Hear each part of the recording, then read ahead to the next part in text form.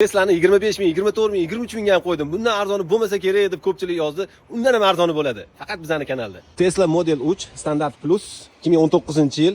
Texnik holati idealni o'zim haydab ko'rdim. Holati zo'r ekan. Kraskasi mana kapotida bor, u ham udar bo'lmagan deyaptilar. Bemalol ko'rsatib tekshiraverasizlar. Bunaqa performance stildagi diskalar qo'yib qo'yilibdi, qimmat balonlar qo'yilibdi.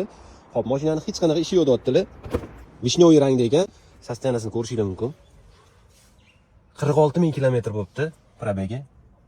Idealni turibdi. 300 ming yurgan Tesla'ning lichini o'zim ko'rdim. Gap yo'q, lekin men bunaqa kutmagan edim Tesla'dan. 46 ming вообще zo'r turibdi. Ko'pchilik obzor qilganingizda nechta rasxod qilishni ham ayting, nechta benzin ichadi deb yozishadi. Umuman benzin ichmaydi. Model 3 Standard Plus o'zi zapas xodi kitobida 400-420 atrofida yoziladi. Realni yurib beradigani 300-350 gacha bo'ladi. Sovuq kunlarda bosib yurganda hozir 250-280 gacha yurayotgan ekan. Realni показатель shu.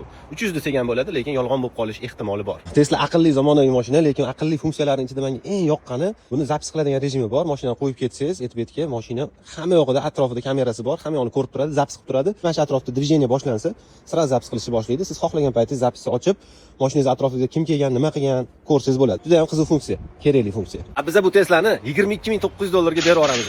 Shoshilinglar. Egalari nomerlari Telegram kanalda, kanalga o'tib nomer olib, telefon qilib baraka qilsanglar bo'ladi. Bundan ham arzonlarni o'tkazib yubormaslik uchun podpiskani bosib qo'yinglar. Bunaqa holatdagi, bunaqa probegli Tesla'ni bunaqa narxga точно topa olmaysizlar. Chunki bu eng arzoni.